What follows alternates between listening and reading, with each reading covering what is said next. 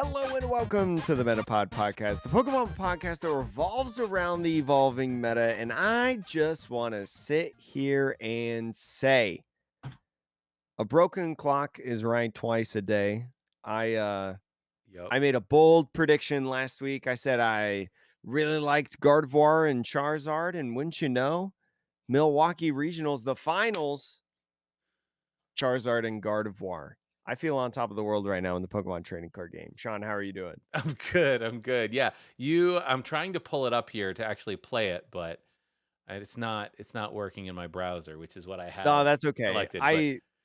But I asked I Jake directly. You pulled this clip, it's in the Discord. I asked you, like, what do you think people should look out for? And you were like, I think Guardy and Charizard. And it's like Nostradamus, Jake. I will say though, earlier in the podcast episode, I did say Gardevoir would win. I did lock in Gardevoir as the winner, but as someone that said I really like Charizard in this format, I feel pretty validated right now, and kind of fitting that Charizard did take down Gardevoir in the finals, as Gardevoir been on a tear Uh, the last season or two, set or two. I will say, Jake, Gardevoir did win a regional last Yeah, weekend it did. in Brazil. So, Yeah. it's funny. You picked Gardevoir and Charizard, and those two decks are Well, three of the top Brazil four. happened, yeah, this last weekend. Yeah, Yeah. yeah, yeah. Yeah. So Gustavo Wada winning that, which we'll talk about the different results later in this podcast. So we got some things to talk about first, but I just wanted to sit on my high horse for a second oh yeah. there. But there were some really, really cool surprises, especially a deck that broke out into the meta right after that we reported or recorded the Metapod last week. So we totally missed on that one, not because we're silly, but because of the timing, unfortunately. Anyways, there's some news first that we do want to talk about. The first one, for all of you Europeans out there that listen to the Metapod podcast, the Pokemon Center is launching in Germany and is or does have plans as well to expand further into Europe. There was a soft launch for it. It only ships to people in Germany. Will be able to do much more of Europe later, but really cool that it started out in like other regions, I will say. Yeah. Yeah. And this is specifically the website. Yes, So specifically not. PokemonCenter.com. Initially read this headline and I was like, oh, cool. They're launching actual Pokemon centers like in Japan. No, just the website. But cool for Europeans because obviously once they get it through Germany, because like being in the UK, like post Brexit, that's one thing, and Mhm. now Europe is a completely different one. But it does feel like Germany is sort of is just the first of many countries that will be able to order on the website. Is my guess. Yeah, I mean, the Pokemon Center relaunching in August 2014 was put out in Canada in 2020, the UK in 2021, and Australia and New Zealand in 2024. So now add Germany to the list in 2025 and all the various countries there, especially because there's always these drops that happen, Yeah. seemingly happen in the middle of the day too, while Always we're at 9 it. Just a.m. 9 a.m. Pacific, isn't that right? yeah, it's just I feel like because I'm now at home pretty much all the time because I do full-time content, right? And so, as someone who is obsessively online, especially on Twitter, I'll see when the drops happen. And I feel like it's always about 9 a.m. that I get the email, I see the tweets of people saying, I got an order or whatever, or I'm stuck in queue.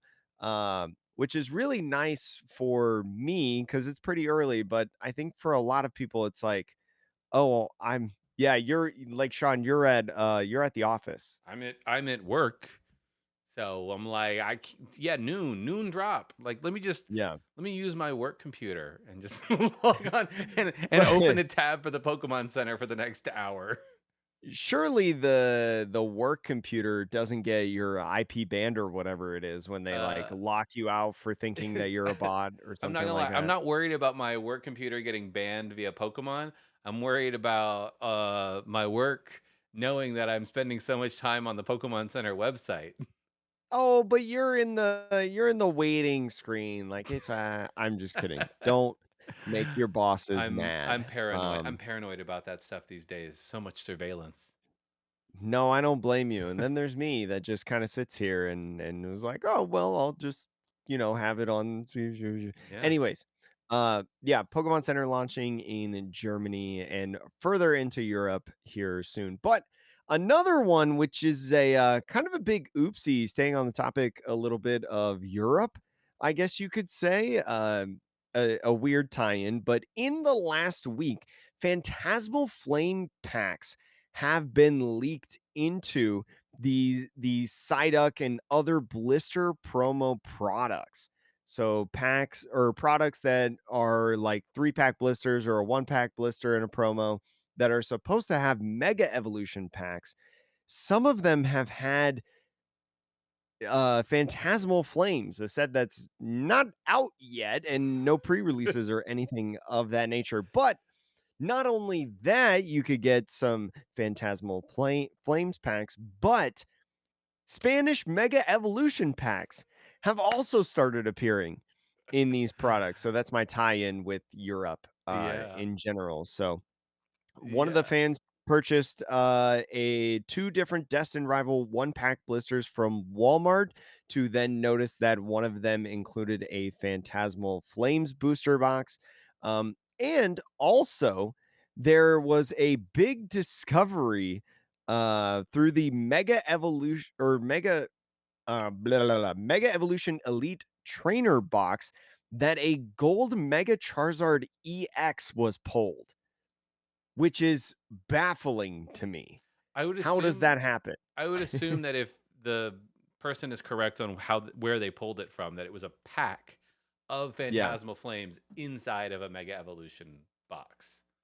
Yeah, which I mean, if you we have I think we said on the podcast like there has to be a gold Mega Charizard, Yes. right? And I'm trying to pull up like the Mega Gardevoir card to compare it as I talk about this card because one of the things that I thought about this is like, oh, this could be a fake and a really good proxy.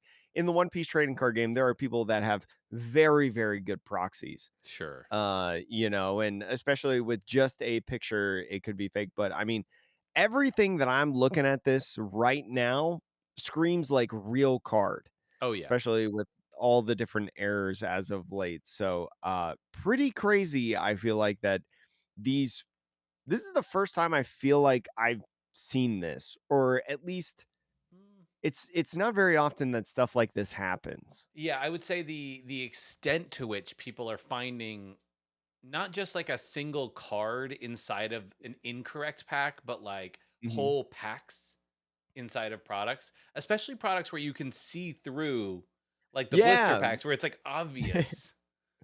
Yeah, like, I mean, obviously, like, a robot or something or a machine is, like, putting the packs together and Yeah. stuff, but, like, it's crazy that this is happening, and it may just be happening more often as Beach states because just the number of eyes on TCGs right now, because TCGs are running at an all-time high in popularity and stuff, and when you have more production Yeah.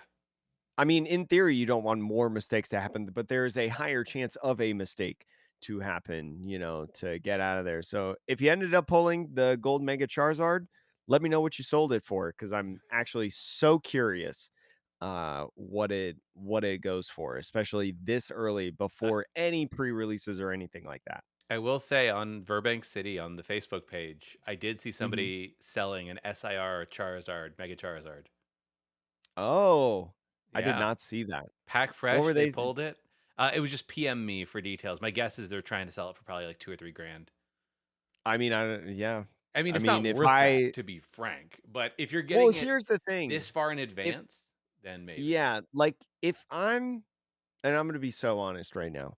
If I somehow randomly find tomorrow a Phantasmal Flames pack, and I open the gold Charizard, right? I'm selling this thing immediately, and I'm gonna get, like, X amount of grand for it, and what I'm gonna do is just when the set releases and it's settled like Mega Gardevoir EX is, what, $500 market value? Yeah. The Charizard will probably be somewhere between, like, 800 to 1,000. If I sell it for, like, 4 grand, I got a play set right there. I'll just buy them back and get a Yo, playset. yo, you gonna play the SIR Charizards? That'd be dope. That would be I cool. mean, if I pulled it really early and just sold it right away Yeah. for an absurd, stupid value, yeah, why not? I got the money for it at that Yeah. point. That's fair. I wonder too with some of these cards, like I wonder what PSA's policy is on submission because if you pull something very early, I wonder if they have policies where they won't accept a card until the set has officially released.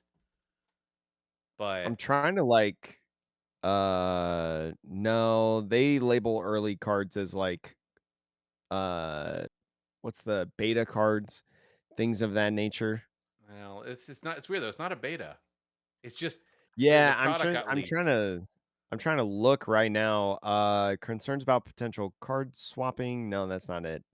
I don't think I doubt they I have a don't know written what they do. policy because usually like people will start sending in stuff like a week or two before a set releases, which is not Mhm. unusual because like stores and things will get their boxes in early, whatever. But this is like a month early. So it's like, oh, Yeah, this it's a is bit a extreme. long time.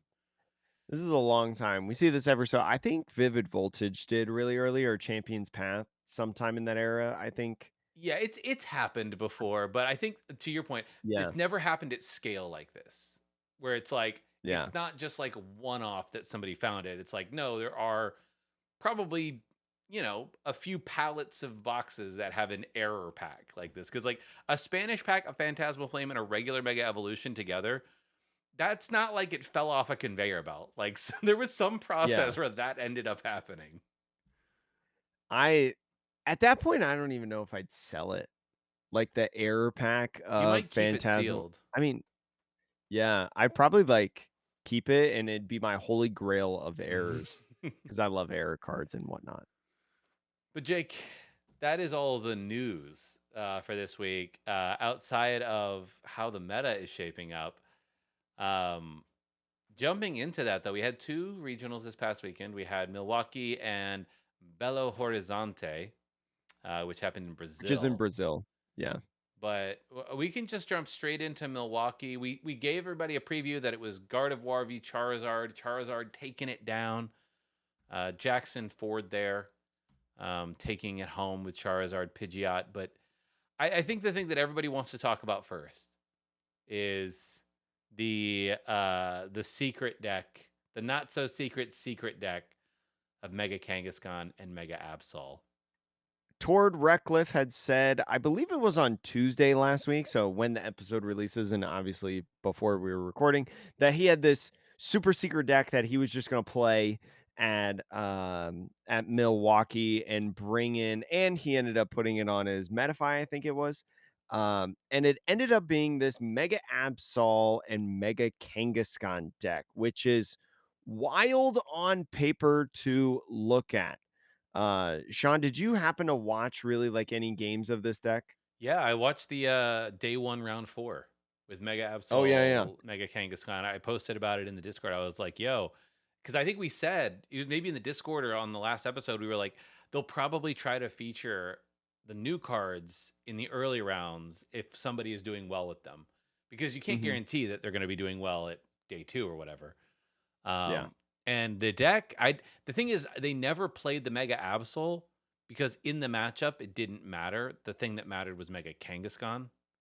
So I never Yeah. got to see the Mega Absol get played, but it looked like a kind of wild deck. And like the way I heard some people talk about it, like in the interviews afterwards, I was just like, this is crazy. So Mega Kangaskhan EX, if you do not know, has that ability that if it's in the active, you can draw two cards, right? Which is incredible draw support, right? For a 300 HP basic Pokemon. Basic, Megas being basics. This Kills is me. tag team era all over again. But on top of that, it has the rapid fire combo attack. For 3 colorless energy, you flip a coin until you get tails and do 50 more damage for each heads, right? You may be thinking that 3 energies is pretty costly, but This deck runs Turbo Energize. Turbo Energize, one of the TMs in the Pokemon trading card game that search your deck for two basic energy cards and attach them to your bench Pokemon in any way you'd like. So, really nice to have these different Pokemon in your deck that have three energy costs that you want to utilize, right? Cornerstone, Ogre EX. We saw that in the Enzorark, now included in this Mega Absol Yep. deck to be able to wall off opponents, right? Especially stuff like Charizard, right? How does Charizard hit into this? They do have some options. I can't remember if Jackson Ford played one of those options. Like the I'll Chi-Yu, talk about it. maybe? Well, there's a Chi-Yu, but there's also a Ho-Oh. I believe Caleb Mm, Gedimer, who was playing Pidgeot Charizard. I think I saw this. He played a 3 energy Ho-Oh gotcha. that did extra damage, and I believe one shot Cornerstone Ogrepon EX for 3 fire energies. So using your, Charizard ability to get that thing powered up and whatnot. But anyways, using not only Cornerstone Ogrepon, but that Mega Kangaskhan and the Mega Absol, another basic Mega Pokemon, to my own demise, has two different attacks, which I believe are both pretty useful, I think, in a lot of situations. The first attack, Terminal Period, for a dark and a colorless energy. If your opponent's active Pokemon has exactly 6 damage counters on it, that Pokemon is knocked out. And before we go into the second attack, obviously this deck has got to run Monkey Dory, right? Every deck is a Monkey Dory deck. Especially for a deck that can utilize dark energies, right? And needs exactly 6 damage counters on it. Monkey Dory is a great combo for this deck, right? Because you just need 2 Monkey Dory uses to be able to get those 6 damage counters on it. Boom. There you go. Pokemon is knocked out no matter what it is. But the second attack for dark, and colorless, the Claw of Darkness, does 200 damage, and your opponent reveals their hand and you discard a card you find there. So, there's also this kind of control-y aspect into the deck to be able to deal 200 damage, right, with a big Mega EX Pokemon in the active that may or may not be knocked out or is very difficult to knock out. And you're kind of controlling a little bit. You got Budu in this list to stop item cards and slow the game down. You got Claw of Darkness to be able to hit key supporters, ace specs, item cards, things of that nature to really harm your opponent and their game plan. You're running an Arvin build to get Precious Trolley, right? The ace spec of choice in these decks to get your entire bench out of Budu, Psyduck, Mega Kangaskhan, Monkey Dory, Latias. Find all of those big combo pieces to be able to utilize. Plenty of other interesting cards within this deck list, like Counter Gain, right? Especially if you go down on prizes early with Budu. Now your Pokemon only need 2 energies to be able to utilize because both or I should say, all three of Mega Absol, Mega Kangaskhan, and Cornerstone Mask Ogrepon require at least one colorless energy that you can nullify in there. Yeah, I'll I also will say mention. also, Oh, go ahead. oh, sorry. I was gonna say the I was Yveltal. Yeah, the Yveltal in here is also one of those. Also has the clutch attack for 1 energy during your opponent's turn. The defending Pokemon can't retreat. Does 20 damage. Is also really nice for just stacking up that damage right as the Monkey Dory does. Can move stuff off onto the Pokemon, and that 20 damage could be a good starting point as well. Especially because this deck only plays basic Pokemon because the Megas are basic Pokemon. I'm just going to complain about that all the time. Lively Stadium has a couple copies in this list. Lively Stadium boosting basic Pokemon by 30 HP. That means your Mega Absol, 310 HP. Your Mega Kangaskhan, 330 HP. Cornerstone Mask Ogrepon at 240 HP. Yveltal, and the list goes on and on, as well as a couple copies of Bravery Charm, which, man, your Pokemon are so beefy Yep. at this point, right? Especially in the Dragapult matchup. Jake, I did not anticipate the use of Lively Stadium in this, but I will also say, do you remember what stadium I mentioned during last week's I know episode? I know you mentioned Lively Stadium and like as a Alakazam. teching. Oh, yeah, Yeah. Alakazam, that's It right. was like a Yeah. very different use case, but I'm like, it's kind of wild, like this stadium that like I don't know if anyone really is. This might be the first limitless page that this has gotten is from this deck. But like, I think I can check that on Limitless. there might be like an old like Terra box, maybe that ran it. But it's uh it's just one of those weird stadiums that you just don't really see very often. But it's perfect for this deck because, as you said, like, and I also think what's important about this deck is you're running 4 penny. So Mhm. the strategy with this is you have to assume that a lot of the things you're playing against can't one shot you. Because the only thing that's one shotting you in this matchup is like Cerulege, Goldango, maybe Raging Bolt, right? Yeah, which And Raging Bolt's a fake deck. yeah, like, so you've got 3 decks that are really one-shotting you. You play 2 copies of Mist Energy in case you run across anything like Roaring Moon.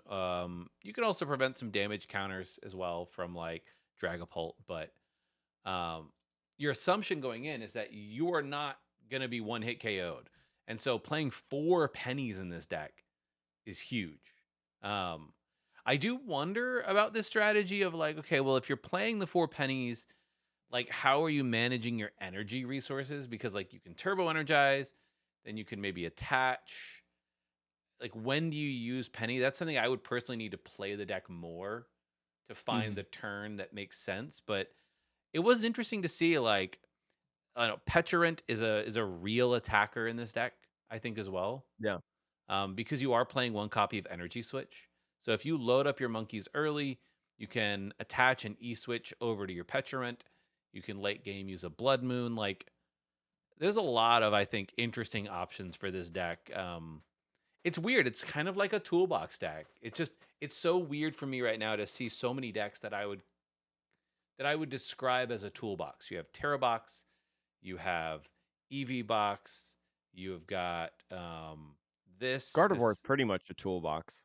it's sort of, but it's not a toolbox in terms of like it's a toolbox in terms of like it's all psychic attackers that are like Yeah. slightly situational. But this is like you have It darkness is the type. barely qualifying, yeah. Right, right. What else is it? There's like I don't know. There's like a few other decks out there that right now that I would classify in this weird toolbox category, and this fits right in, right? Like you have an Mhm. ability blocker in the Ogre Pond. You've got a dark attacker in Mega Absol for Gardevoir.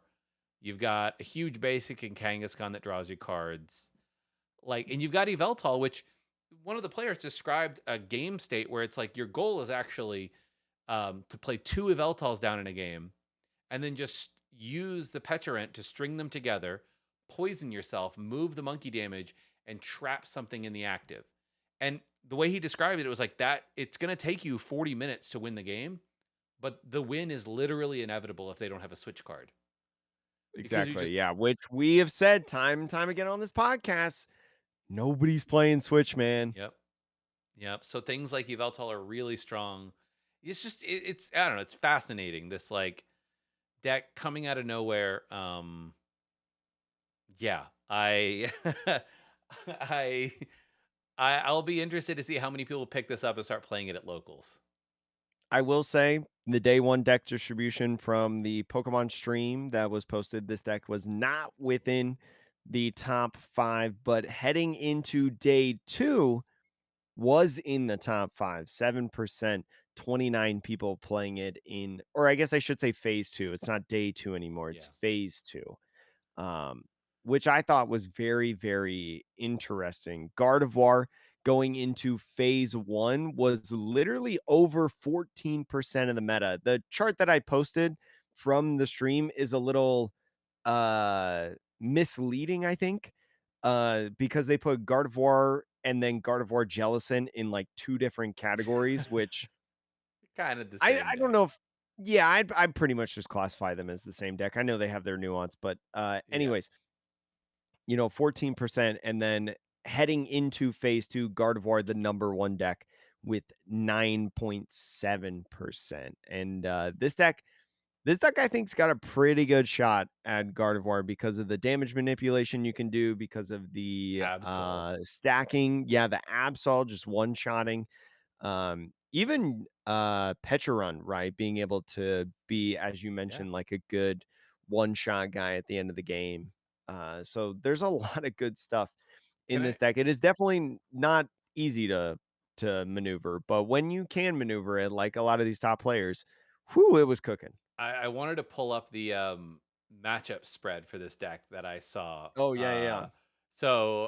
This matchup spread is crazy because Talk about the favorable ones first, yeah, it's just to keep in favorable. group. It has a favorable win percentage for the weekend against Mhm. Gardevoir, Charizard Pidgeot, Grimmsnarl Frostlass, Dragapult Dusknoir, Terrabox, Gardevoir Jellicent, Goldengo Lunatone, Enzoroark, and Joltik Box. Like at that point, you're like, okay, what do I lose to? Yeah, and, let's just say it right now, your win percentage, from this weekend into Dragapult Dusknoir, 73.5%. Yo, I'm That's sorry, Jake. pretty big.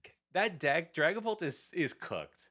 I'm sorry. It was it It's was so interesting because I mean, we hyped up Dragapult heading into this, event, but it was actually not very good at all. It was so underwhelming in this weekend, right? And I say underwhelming, even though Carson Washer got ninth place overall in Milwaukee, which is awesome. And super congratulations to you for that accomplishment. But just did not perform at all yeah. in there. And maybe this is one of the reasons why. And, especially because your Terrabox matchup was 70%, right? Goldango Lunatone, 83%, which is a big deal in my opinion. Even though that has one shot potential. Wait, It's a Goldango Lunatone. it's the ogre pawn. Oh, yeah, yeah, the Ogre Pond. Yeah, once Because they stick every that in the single one of active, you your just, cards is an ability. Stick that in the active. Don't yeah. do anything else. GG's.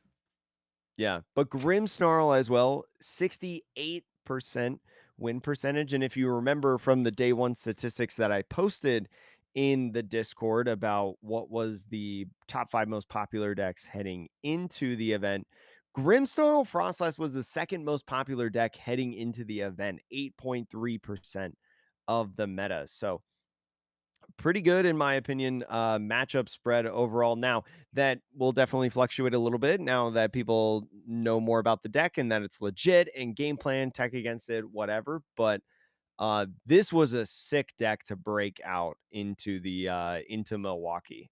Yeah, I it'll be interesting to see. Is there a card? There used to be a card that I think it was a Mr. Mime that you could play that said your opponent can't put any Pokemon that have damage on them back into their hand. Do you remember that, Mr. Mime? No, I don't. I can only remember like Bench Barrier, Mr. Mime. So it may not And have there been was like Mr. Mime, another. but there was a card that did that.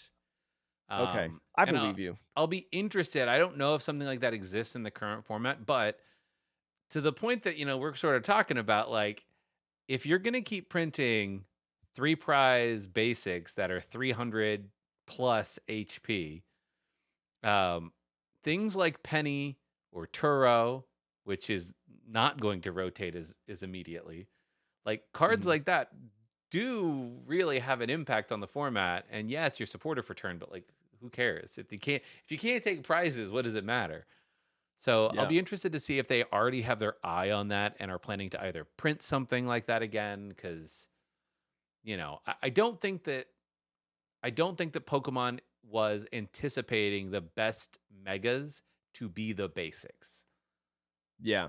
Well, I'm not shocked. No, Um but you know what this means, Jake? I think this gives more credence to the idea that the Mega Charizard will be better than the ones that we've gotten, the stage shoes we've gotten. Because Mega Charizard's whole thing is one shot. That's true. Yeah. So that's the only thing I can think is like, this bodes well for Mega Charizard if one of the top decks in the format is a three prize big basic. Yeah. So, Jake, That's a lot of coins to hit with, Kangaskhan. yeah, I don't think I don't know if you hitting them coins, but Jake, what do you want to what else do you want to talk about? We know the top two decks. Is there anything interesting in there that you wanted to mention?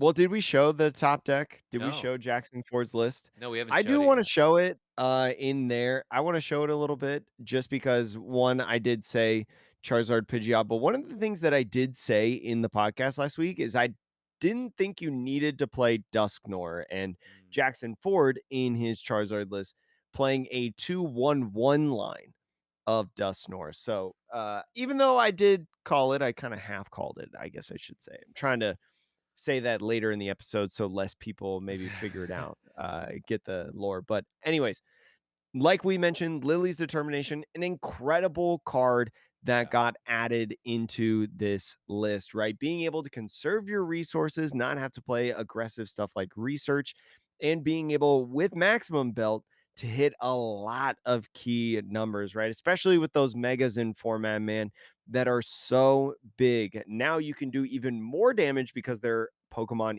EX, right? So maximum belt does add that damage to your Charizard EX or your Chi Yu that you're attacking with as well. So I thought this was really, really cool. Also playing Po Town Store to be able to find TM Evolution, your maximum belt, Ace Spec, right? Which are very, very nice. And you got a one of Briar, right? Because when you have a Pokemon that says find anything in your deck and put it in your hand, one of cards like Briar, very good in this yeah. deck, I think. Especially when you can theoretically control it with Dusclops or Dusknor. Exactly. Yeah. So, yeah, I mean, look, this is Pidgeot's an interesting card. I think it is a genuinely broken card if you're a deck that can find the space for it. Mhm. Um, but I actually I'm going to give Pokemon a lot of credit for printing a card which in the past was like, from what I imagine, like heavily utilized, right? A lot of decks played Pidgeot. Yeah, old Um, school quick search was really good. yep. Uh, but in this current format, it does feel like it is a really strong card with a niche use case, which I think Mhm. is the perfect place for it, right? Like, I don't think it would be healthy for the format if every deck was just running a Pidgeot line. And the fact that it's a two prizer, the fact that it is a stage two, like those two factors are just enough friction for most people to be like, I don't know if it makes sense to put it into this deck. So I just wanted to shout and give like some credit where credit is due in terms of game design because you know it could have gone a very different way, but I'm in retrospect now seeing this and being like, it was a good design. Mist Energy also included in the Charizard list. I know some people were playing around with different counts of Mist Energy, right, to combat against different effects that could be done to your Pokemon, right? Especially effects of attacks with Dragapult, right? You slap a Mist Energy on your Charizard or your Pidgeot, and well, Dragapult now can't put any damage counters on it unless they get rid of that energy. And there's not a lot of decks right now playing Enhanced Hammer. So Yeah, I it's do think. sticking. Can I also mention here the Klefki, the one of Klefki? Yeah. I think this is a really interesting counter tech to Psyduck in Yes. particular. Because, like, Klefki's ability, if you don't know, if it's in the active spot, basic Pokemon have no abilities except for Mischievous Lock. And the nice thing about that is the Dusknoir doesn't need to be in the active or whatever. It can just blow itself up anywhere. But obviously, if your opponent has a Psyduck, the question you have is like, what do I do? So I do like the inclusion of this Klefki as sort of like a way, like an emergency ripcord, if you will, if you really need to use your Dusclops or Dusknoir to turn off the Psyduck. I just wanted to call that out because people out there might be wondering if everybody's playing Psyduck, how is Dusknoir any good? And this is how.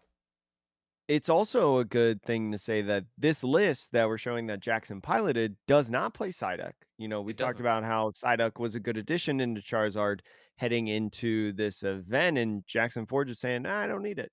Right? Yeah, dialed it. And it kind of made sense if Dragapult's use and also percentage was down, right? If you're Yeah. not worried about that, Dragapult and Dusknoir. Dusknoir definitely not as used in this tournament as it has been previously. Yeah. It'll be interesting to see if fewer people use Dust Noir, fewer people will play Psyduck, which means Dust Noir is more useful. It's like one of those weird circular balancing acts. It just kind of goes around and around. But Mhm. I also um, want to talk about Abana Med's Gardevoir real quick because this yeah, is his third straight regional final. Fun fact for anyone who did not know that, which is an incredible run. Like this is Henry Chow kind of level of stuff that we're talking about, right here. And he had some interesting things in his Gardevoir list that I did want to mention. First of all, no TM evolution or devolution went instead with Turbo Energize Hmm. at a couple copies, which seems kind of weird, I think, in a lot of situations, but especially if a Pokemon you need to retreat with it or is going to be knocked out or something like that, you can turbo energize your Monkey Dories, right? It's a really good way to set up some energy, especially because it's easily found with Arvin and Secret Box, right, within this deck. Also played a Iron Bundle, which is a card that has come in and out of decks. Iron Bundle, just very good to be able to get your opponent to just switch a Pokemon, right? They Yeah. stick something up in the active that they don't want to, or whatever. You can either Scream Tail around it, or you could hit it in the active to get rid of it. Just a very cool card, especially with Night Stretcher, right? And Super Rod. You can do that multiple times potentially. But the one card that I didn't really know existed from Twilight Masquerade, Sean, it's this Enamorus. It is not Enamorus V, right? I think we've talked about Enamorus V potentially in Hmm. Gardevoir before. But this is a regular 120 HP Psychic Enamorus, has two different attacks. The first one, a single colorless energy heart sign for 30 damage. I don't think that's what you use it for, No. but if you use the second attack, love resonance for a psychic and two colorless, you do 80 plus damage. If any of your Pokemon in play are the same type as any of your opponent's Pokemon in play, this attack does 120 more damage. So, this is a really nice way to have a single prize attacking 200 damage Pokemon, especially with stuff like the mirror match, right? You talk about other, decks that potentially may have psychic Pokemon, anything that has Dusknor in it, like Dragapult, the Charizard that we just showed, right? That's a deck that has psychic Pokemon that can match that thing. In the Mega Absol deck, right? There's Monkey Dory, there's Latias, Monkey Dory in general. That's the calling card right there. That Pokemon that hits for that weakness. So a lot of cool use for this Enamorus in this list. I really like this idea, especially as just a raw like 200 slapstick for a single prize, especially when you have Lily's Clefairy out, right? It's a really nice single prize attacker to hit for big damage. Yep. I have been joined by a friend, my own Pokemon. Yeah, your cats have been loving both of them. um, but what I also will say about this Enamorus that I think is interesting. We said it earlier. Like it seems like every deck now is a Monkey Dory deck, Yeah. and when you have that many Monkey Dories running around in the top decks, it makes the typical Gardevoir strategy of loading damage onto something like a Screamtail or previously a Drifloon, right? As your single prize attacker, it makes them a lot more vulnerable to like just getting monkeyed in response, and then your opponent can like turn a one prize turn into like a two or a three prize turn, right? And that feels Mhm. really bad. So this Enamorus being 120 HP, and you can move some of the damage you put on it away with your own Monkey Dories. It's sort of I don't know. It's a single prizer that you generally can't just sneak your way out of. Like Yeah. if your opponent is going to blow it up with a Dusknoir, they're going to give up a prize in return, which is like not a great prize trade. So I want to also call that out as a really good reason why, like, yes, like you could always say, well, we have Drifloon. Why do we have a different single prize attacker? And I think that's the reason is that it's less vulnerable to, monkeys or other things in response. So Yeah, I mean, especially as a 120 HP Pokemon that takes 3 energy, 2 Monkey Dories heals all that 60 damage you put on it with Gardevoir's ability, and Bravery Charm can put it to 170, yeah. I think, right, in total. So just add more to what you were talking about like the math that some decks like Dragapult can do. And Jake, can I also mention one other? I don't think anybody would play this in the deck, but I'm trying to think in terms Lively of, Stadium. well, no, no, you know how you were saying like, oh, if you have a Pokemon of the same type, it does the extra Yeah. 120. Pheasantipity is the main reason that you can get away with that because Oh, yeah, yeah, most, yeah. I mean, There are so many different combinations of Well, cards that can do that. there's actually not that many because, like, if you're playing a psychic deck, then you're covered, right? But Mhm. any other deck, if they have a monkey, then you're fine. But it's really the monkey fast. But I was thinking, like, even I don't know why they would play the Psyduck against you. So that's a little weird. But technically, the Iron Bundle would make that. But I don't. I Yeah. wouldn't. Yeah, that's not actually a very good strategy. There's just a lot of thought that was put into this, and I really enjoy how, like, Gardevoir, even though, some people are tired of Gardevoir, right? Especially Gardevoir's dominance in the last 6 months, there's been some, like, really cool innovations that are inside of this, especially because there were 2 other Gardevoirs within the top cut, Rowan Stavenoff and Ian Robb playing Jellison in their versions. So, Yeah. Gardevoir in multiple forms happening in this one. But I will say there were 3 Mega Absol Kangaskhans in top 8. Yeah, that was wild. I mean, look, if you think about it, we read off the Mega Absol's win percentage against a lot of these decks, and in that top 8, Mega Absol, I think, has a winning record theoretically, like on paper, against all of them. So honestly, it's a little surprising that it somehow didn't manage to win, but I don't know, maybe I next think it time. I think it solidifies as well that, like, the best 2 types in the game right now, or especially these archetypes, like dark types and psychic types. Yep. Every single one of these decks has a main attacker that is either psychic or dark, right? The top 8, if you do not know, first place was Charizard, which we talked about. Second and third were Gardevoir decks. Fourth is Mega Absol. Fifth place is Grimmsnarl, Yep. right? That's kind of the round out. And then the rest is Mega Absol and Gardevoir. So, yeah, it's either you play you play Gardevoir or you play a deck that hits Gardevoir for weakness. I was exactly. That's what I was like. What that tells you is that Gardevoir is so good that, Yeah. like, to be the other best decks in format, you just play dark. And like, Also rounding out the top 10, Aiden Cuss with Zoroark. Like yeah. another dark deck. Yeah, I mean, like, for I have strong feelings about some of this other stuff, but like, we do see a Dragapult in top 16, a couple of them, and a Mhm. Cerulege at 13th place. So, but Jake, do you want to jump down to 15th place to Cooper Cull's Pidgeot Control? I know you're a big Control fan. Oh, yeah, I think I saw this with the Mega because I think I posted in the Discord. I was like, "Whoa, we have Mega Kangaskhan in back-to-back stream rounds, and they're 2 completely different decks? That's crazy." Yeah, so this Pidgeot Control is playing Pidgeot EX. You know, you might read that if you're an old timer and think Pidgeot Control. What? Oh, no. Yeah, no, this is Pidgeot EX. As Jake was saying, it plays the Mega Kangaskhan. Obviously, we're playing Monkey Dory because, every Yeah. deck is a monkey deck. But there's a few cards in here that make it a little bit different. Jake, you called one out on the Discord, which is just like, wait. Is that a Ting Lu EX? Ting Lu EX, if you do not remember, has the ability of Curse Land. As long as this Pokemon is in the active spot, your opponent's Pokemon in play that have any damage counters on them have no abilities except for Pokemon EX.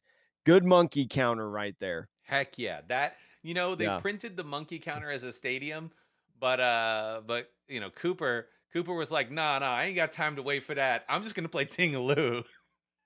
Ting Lu's in there. Also stops a lot of like, good different Pokemon abilities as well in the Pokemon trading card game, especially when you talk about like Dusknoir stuff. It's a really good way to just shut that off, even though you also have Psyduck in the deck. Yep. But yeah, a different variety of options in this. The Mega Kangaskhan, I think, is mostly in this deck, just really to like draw cards, Draw card, right? soak damage. Yeah, draw cards, soak damage. You've got pennies in this deck to be able to pick them back up, put them back down. You got Hero's Cape as the ace spec to make it a 400. Is it just 400? Yeah, just Just 400. 400. Yeah. Just 400 HP mega basic Pokemon on the field. And you've got a couple other cards in here like Rufian, Zerosix Mechanics, Erica's Invitation, typical control cards in terms of the supporter and accompanying flute handheld fan. Yeah. And I will say there's some other cool Pokemon in here, Jake. There's Ethan Sudowoodo, Hmm. which it has a couple of really annoying attacks. The first one is for one fighting, impound 20. During your opponent's next turn, the defending Pokemon can't retreat. Pretty standard, like retreat lock. This seems to Yeah, be that's like like the main thing. I was gonna say like this attack has like five names right now in the poke. You have Sob, you have Impound, Mhm. you've got the Yveltal one, and it's like they're all the exact same attack. The only difference is it takes a different energy type. But And this is a one prizer. yeah, yeah, exactly. But it actually does have try to imitate. I don't think that you probably ever use this unless it's like a terrible last ditch scenario. But for two colorless, you can flip a coin. If heads, choose one of your opponent's Pokemon active Pokemon's attacks and use it as this attack. So there is, I think, situationally where you can maybe like clap back for two energy, but I just wanted to mention it. It's kind of interesting. There's also the Frillish in there. We talked about Frillish in Gardevoir Jellicent decks, right? And I talked about a couple weeks ago how I found out that Frillish has an item locking attack. Well, it's utilized Yeah, in this deck as well for that item lock, right? Instead of Budu, because Budu is a little 30 HP guy too small. with Monkey Dory. And if you remember, Frillish is a psychic energy attack, costs one psychic energy. You've got Elgium in there, right? That has a one psychic energy attack, and so you may be thinking, like, what the heck? How do they get all these energies off? There's actually two different rainbow colored energies within this format right now. In the current format, you have Prism Energy, which is the better of the two, in my opinion, right?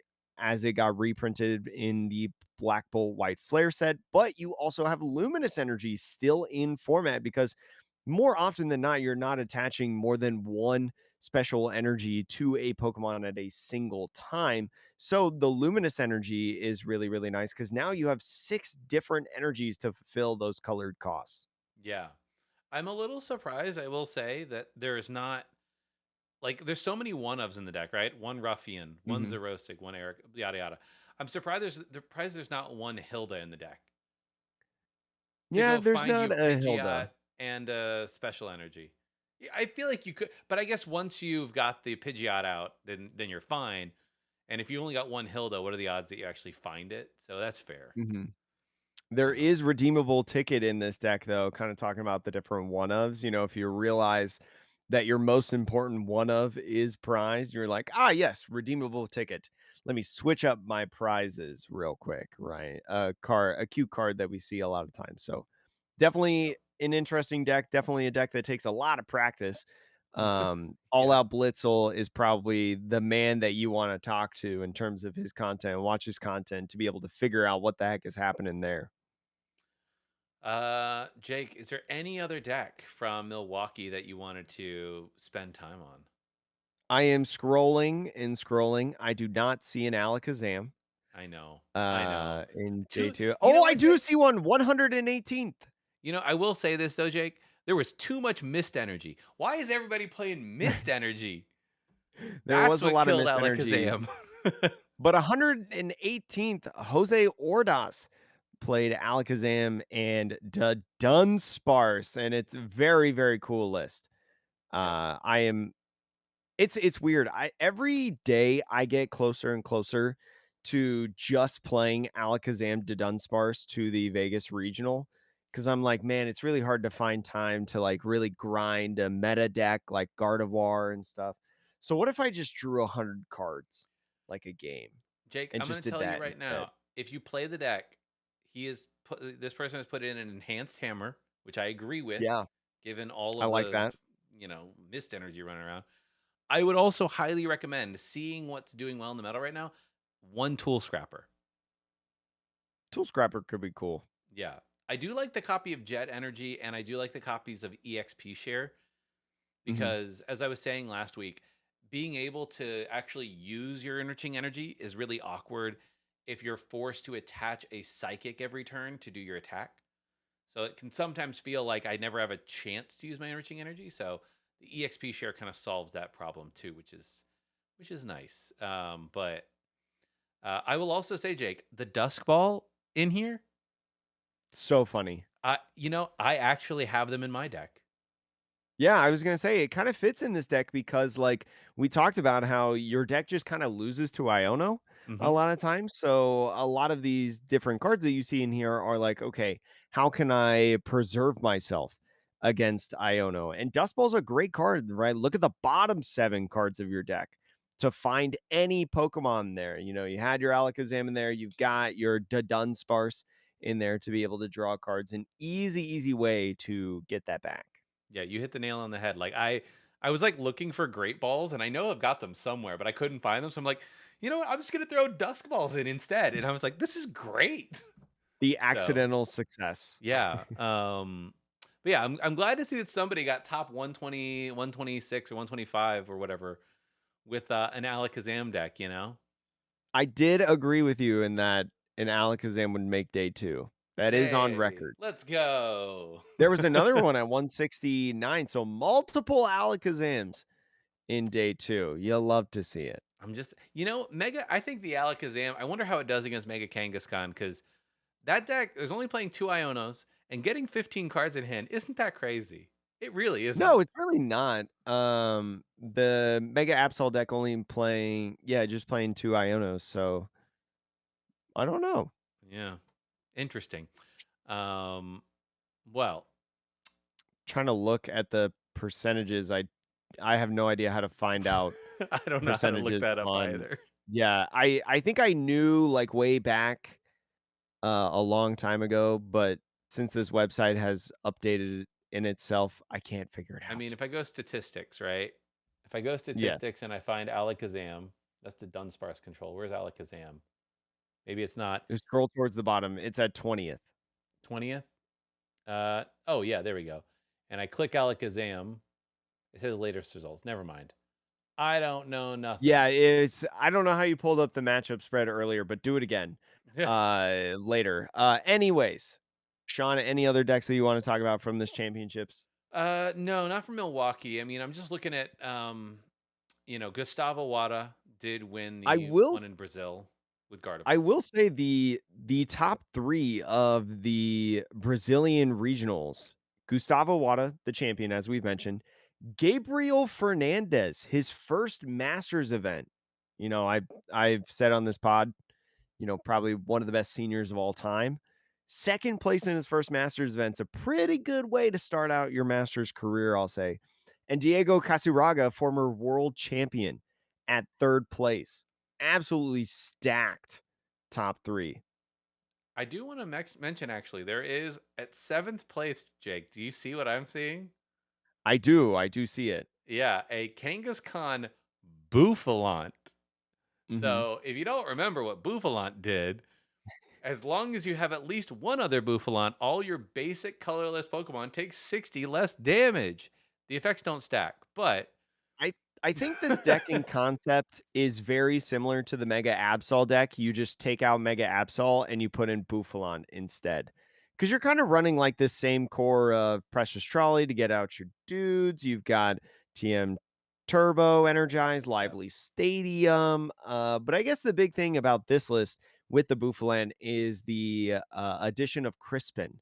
There's a full Mm. 4 copies of Crispin in this list to be able to get your guys online, maybe be able to get an attachment as well as, something on Monkey Dory as well to be able to get the energies off. So very cool if you're a big Boof fan. Maybe you didn't pull any Mega Absols, but you got 2 Mega Kangaskhans. You could build this deck. It's not too bad. Yeah, it's definitely interesting. I'm just trying to Yeah. do the math of like 60 less damage, so you're effectively 360 plus the Lively Stadium 390 plus the Bravery Charm 440. You're effectively when he's got no damage on it 440 HP Pokemon. Like I don't even think Beefy. Goldengo can take that down. Genuinely. It's definitely difficult. Alakazam might. See, Uh, there you you know, go. But, So all jokes aside, very cool list. I am ready to say that Mega Kangaskhan is the best Mega, and I don't know if there's much debate. It's used in control decks, used in these, like, Monkey Dory, Ogre Pond, like, walled kinda decks in a sense. This feels very, like Mega Kangaskhan EX very feels somewhat similar to like Wailord EX when that Mm. was first out. Definitely not the exact same because that was just Wailord stall. Like you just heal everything. You're never actually attacking. You just heal, heal, heal. Um, You know what but it this just kinda feels like put a big Pokemon and or a wall like Ogerpon and just like make your opponent not be able to take one hit KOs. Yeah. No, I mean, that's 100% what it is, right? Like, I'm sure to some degree, the reason that some of the original tag teams were successful early on in the format was because there was no other cards that could easily output that amount of damage, right? So now what we did see though is like the Eevee Snorlax. I'll give you that as an example. Do you remember Tag Team Yeah. Eevee Snorlax? That card Yeah. is not particularly strong as like an attacker. And later in the format, when they introduced more and more tag teams, nobody played it anymore. But early, like very early, like team up era of that tag team format, that card was played around with for being a 300 HP, colorless Pokemon. Um, so now, granted, it didn't let you draw two cards. So Yeah, like Mega Can oh, yeah, the power creep, yeah. This Also, guy says, why is Mega Kangaskhan drawing me cards? Is that like a thing that it does? Is it like does it gather um, things? Like, is that like I what is the lore behind we made a giant Pokemon that has a halfway decent attack and also can draw you cards? I don't know if there is lore attached to it. Pokemon does add lore to some aspects, right? I really like that Psyduck nullifies like a Pokemon's ability to knock itself out because like Yeah. it has headaches and it gives headaches. Genesect, a robot Pokemon nullifies Apex, a very specific card, Yeah, like a jams. It's robot. jamming you. Yeah, It's like, ugh. jamming. Uh, so there is some lore, but like I don't know why Charizard has the ability to get 3 energies from the deck to attach them to your Pokemon in any way you'd like. I don't know why Pidgeot just has the ability to grab whatever card you want. Maybe because it's a fast bird. It's not the Sure. fastest bird, but But yeah, I it's don't know it's a why very useful. Penny picks up a bit. Yeah, I don't know the lore in a sense, but yeah, they just felt like drawing 2 cards on Mega Kangaskhan, I guess. Yeah, I mean, look, you know what? They had to have one mega that was playable out the box, and they did it. Because let's be I'm not honest, even sure if they knew it was gonna be playable out of the no, I box. think because I think everyone on the design team was like Lucario and maybe Yeah, Gardevoir, but probably like, it was Lucario. It would I think that because like, their advertising and stuff, it's like, Lucario is gonna be the best mega. Gardevoir will be a really good mega because Gardevoir EX is a really good deck, so you just slot one of them in Sure. there, right? It's probably good. Venusaur, very cool because we got this Meganium in here, and you got the Teal Mask, and, but then they're like, just get some filler Pokemon in there and get an Absol, Mega Manectric, Kangaskhan. Jake, can I make an offer to people out there if you're looking to beat the meta right now? An offer. And I'll make a point to people looking to beat the meta right now. The Mega. Yeah, if you want to beat the Mega Kangaskhan, play Mega Venusaur. Seriously, like the person who was Why? running Mega Kangaskhan said the only deck that he really doesn't want to see is Venusaur. He cannot beat Venusaur. Oh, really? I didn't hear And that. yeah, in one of the interviews after the fact, he's like, "So long as I don't see the big green guy, we're fine." Oh, yeah, And that is a big green guy. so he said that, and then I think about it, and I'm like, huh. You know what? Also is true, Jake. What are the two types right now that are the best? Psychic and darkness, which beats the psychic. Well, what is darkness weak to, Jake? The Grass. grass. There's some, fighting, but, like, Yeah, point but being grass. it's mostly grass. Lucario And sucks. and so you're just sitting here like, you know, maybe Mega Venusaur isn't half bad. So I don't know. There's probably lots of reasons why it's not a top tier deck, but I'm like, but maybe. It's definitely, it'll be interesting to see how the meta responds to this, right? We don't have a tournament this upcoming weekend in terms of regionals, but Lille and Gdansk, Mhm. or I'm sorry, Lille is happening on the 25th, and then the weekend after that is Gdansk, Brisbane, and then 2 weeks after that, Las Vegas, Buenos Aires. lots more regionals within this format, a lot of majors that are planned to be happening. Yep. Should be an Oh, exciting and format. LAIC. Yeah. Yeah, LAIC. But that's all for me, Jake. Yeah. That's Yeah. all I got too. Thank you so much for listening to the Metapod podcast. Also, shout out to Azul. His first time doing official commentary with the Pokemon Company, sitting aside trip, trip, wait, Chip Ritchie? Chip Ritchie. Holy smokes. I've been talking too much today. Chip Ritchie, part of the Uncommon Energy podcast, and it sounded great. I listened to him for a little bit. I was pretty busy over the weekend with like a One Piece regional and Japan Championship, but when I got to tune in, he did awesome, and I hope to see him a little bit more as well. It was good stuff. But yeah, that's all I got. Thanks so much for listening to the Metapod podcast, Pokemon TCG podcast that revolves around the evolving meta. I'm Jake, that's Sean, and we'll see you tomorrow.